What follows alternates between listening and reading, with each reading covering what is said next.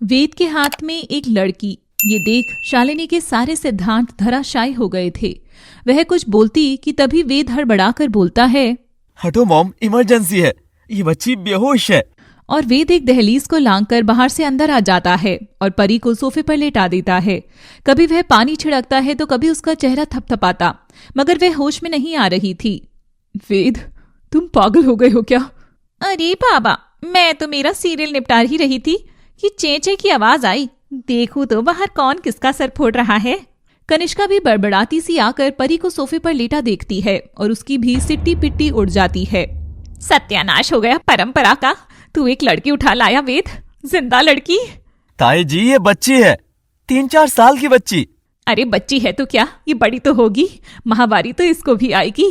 अब महावारी के लिए पूरे घर में छम छम घूमेगी। क्यों शालिनी, आजकल की तो सभी लड़कियां घूमने लग गई।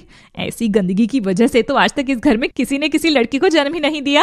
हाँ, कोई लड़की नहीं है तभी तो ये सब हो रहा होगा हमारे परिवार के साथ। अरे पंडित जी ने जो बोला वो समझ में आया कि नहीं आपके? ये बेहोश पड़ी है, एक बार होश में आए तो सब देखे। जब तक ये होश में आकर खुद नहीं बता देती तब तक ये यहीं रहेगी, एक अलग कमरे में, ठीक है? शालिनी बेटे के आगे नहीं बोल पाती कुछ। तभी उसके घर के बाहर लगे बोर्ड पर एक कुआं आ बैठता है और बीट करके चला जाता है।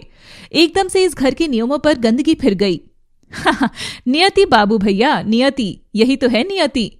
दूसरी ओर सांझ सड़क से उठकर घर में आ गई। वह देखती है कि उसकी नन्ही परी के लिए लाई गई आइसक्रीम पिघलकर पानी बन गई थी। परी, मेरी परी, कहाँ ढूंढूं तुझे? मुझे लगता है शायद परी को चोट लगी होगी तो उसे कोई अस्पताल ले गया। मैं जाकर देखती हूँ। और सांझ नंगे पांव ही सड़क पर दौड़ पड़ती है, मगर परी उसे कहीं नहीं मिलती। एक दिन पूरा बीत जाता है, ना सांझ को परी मिलती है, ना ही उधर परी को होश आता है। अरे डॉक्टर को बुलाती हूँ मैं।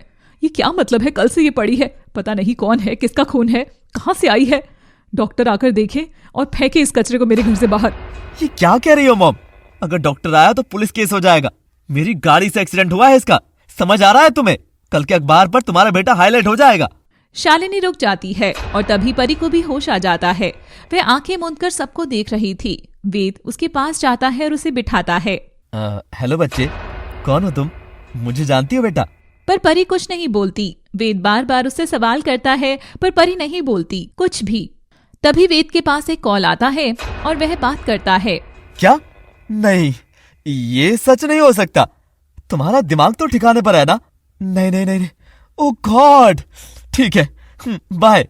शालिनी कंचिका को अचरज से देख रही थी। क्या हुआ वेद, तुम परेशान लग रहे हो? ये सुनकर वेद खुशी से उछलता है और शालिनी को थामकर गले लगा लेता है। करोड़ों का अटका हुआ प्रोजेक्ट हमको मिल गया मॉम। उम्मीद नहीं थी कि वो मुझे मिलेगा। ये सब इस लड़की के घर में आने से हुआ है। पंडित जी ने सही कहा था, अब से ये यहीं रहेगी।